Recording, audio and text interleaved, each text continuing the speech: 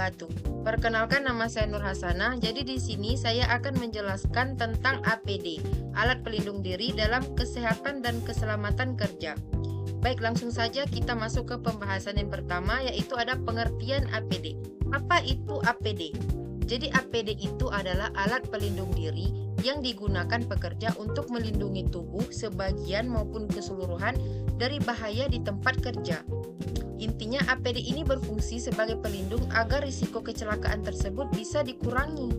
Nah, selanjutnya kita akan melihat dasar hukum dari penggunaan APD. Jadi penggunaan APD ini bukan cuma anjuran saja, tetapi wajib.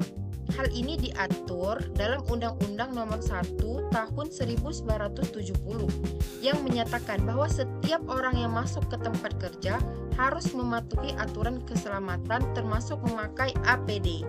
Jadi kalau tidak pakai itu termasuk dari melanggar aturan. Nah, setelah mengetahuinya, kita pasti bertanya-tanya apa sih tujuan dari APD, karena kan APD itu wajib. Jadi tujuannya apa sih? Jadi alat pelindung diri ini memiliki 3 tujuan utama. Yang pertama adalah melindungi pekerja dari potensi bahaya. Yang kedua ada mengurangi dampak jika suatu saat terjadinya kecelakaan. Dan yang ketiga adalah memberikan rasa aman supaya pekerja ini lebih percaya diri agar bekerja. Nah, klasifikasi APD ini dibagi berdasarkan anggota tubuh yang dilindungi. Nah, itu ada bermacam-macam. Salah satunya ada pelindung kepala, pelindung mata dan wajah, pelindung pernafasan, pelindung telinga, pelindung tangan, pelindung tubuh, serta pelindung dari jatuh di ketinggian. Jadi setiap alat pelindung diri ini memiliki fungsinya masing-masing sesuai dengan bagian tubuh yang dilindungi.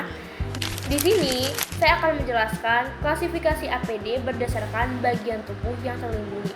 Kita masuk yang pertama, yaitu pelindung kepala. Jadi teman-teman, pelindung kepala yang paling banyak digunakan itu adalah helm keselamatan atau safety helmet. Helm ini tuh biasanya dipakai di proyek konstruksi kayak pertambangan, industri manufaktur, perkapalan, dan berbagai pekerjaan teknis lainnya. Fungsi utama dari helm ini adalah memberikan perlindungan terhadap risiko tertimpa benda dari atas, benturan dengan struktur bangunan atau peralatan kerja, serta potensi bahaya fisik lainnya. Nah, selain helm keselamatan, terdapat juga bum cap, yaitu pelindung kepala ringan yang digunakan untuk mencegah cedera akibat benturan ringan, seperti terbentuk pipa atau rangka mesin di ruang kerja yang sempit. Tapi bum cap ini tidak dirancang untuk menahan kejatuhan benda berat, sehingga pemilihannya itu harus disesuaikan dengan tingkat bahaya di lingkungan kerja. Nah, kemudian itu ada kacamata pelindung tertutup atau goggles. Nah, goggles ini memberikan tingkat perlindungan yang lebih tinggi dibandingkan kacamata keselamatan karena dia menutup rapat area di sekitar mata. Kemudian ada pelindung wajah atau face shield. Pelindung wajah ini dirancang untuk melindungi seluruh bagian wajah termasuk mata, hidung, mulut dari percikan logam panas, percikan api, ataupun cairan kimia. Nah, alat ini biasanya tuh digunakan dalam industri pergelasan, industri kimia, fasilitas kesehatan. Nah, kemudian yang terakhir itu ada helm las. Helm las ini merupakan pelindung khusus yang digunakan dalam proses pengelasan untuk melindungi mata dan wajah dari radiasi ultraviolet dan inframerah. Nah, selanjutnya yaitu pelindung pernapasan. Jadi untuk pelindung pernapasan ini yang pertama ada masker partikulat. Masker partikulat ini digunakan untuk menyaring partikel padat dan aerosol dalam konsentrasi tertentu. Jenis ini umum dipakai pada pekerjaan konstruksi dan industri ringan. Kemudian ada respirator setengah wajah yang dilengkapi dengan filter atau cartridge yang dapat diganti sesuai kontaminan. Jenis ini tuh lebih efektif dalam melindungi dari uap organik maupun gas tertentu. Kemudian ada respirator wajah penuh yang memberikan perlindungan menyeluruh terhadap saluran pernapasan sekaligus area mata. Biasanya ini tuh digunakan pada lingkungan dengan paparan bahan kimia konsentrasi tinggi. Kemudian yang terakhir ada self-contained breathing apparatus atau SCBA. Nah, alat ini tuh digunakan dalam kondisi darurat seperti kebakaran atau kebocoran gas beracun. Alat ini menyediakan suplai udara mandiri sehingga tidak bergantung pada kualitas udara sekitar. Jenis-jenis pelindung telinga yang pertama itu ada earplug atau sumbat telinga. Alat ini tuh cukup efektif untuk paparan kebisingan tingkat sedang hingga tinggi. Namun, tingkat perlindungannya itu sangat dipengaruhi oleh teknik pemasangan yang tepat. Kemudian yang kedua, itu ada earmuff. Nah, earmuff ini merupakan pelindung yang menutupi seluruh bagian luar telinga dan dilengkapi bantalan peredam suara.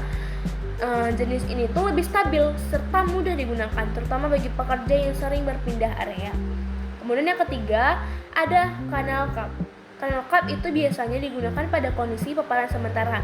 Alat ini itu lebih praktis untuk dilepas pasang, tetapi dia memiliki kemampuan reduksi suara yang lebih rendah dibandingkan earplug maupun earmuff. Nah, selanjutnya tuh pelindung tangan.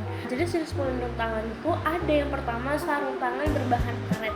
Sarung tangan berbahan karet ini umumnya digunakan untuk melindungi tangan dari paparan bahan kimia dan cairan berbahaya.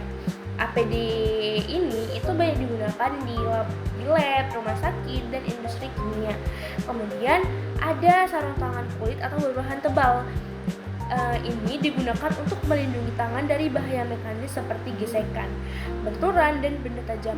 Sarung tangan jenis ini tuh lebih banyak digunakan oleh pekerja konstruksi dan bengkel.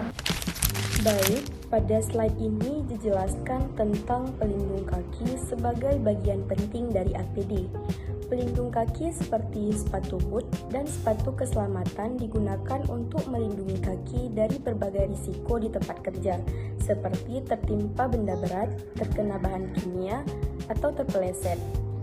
Penggunaan sepatu keselamatan sangat penting, terutama di lingkungan kerja seperti proyek konstruksi, pabrik, dan area yang memiliki potensi bahaya tinggi.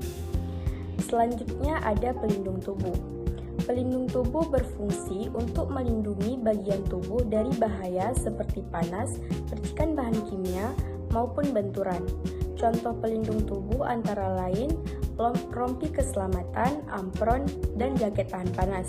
Penggunaan pelindung tubuh ini disesuaikan dengan jenis pekerjaan agar perlindungan yang diberikan lebih maksimal dan pekerja tetap merasa nyaman saat bekerja. Selanjutnya ada pelindung jatuh dari ketinggian. Pelindung jatuh dari ketinggian digunakan untuk melindungi pekerja yang bekerja di tempat tinggi, seperti di gedung bertingkat atau konstruksi.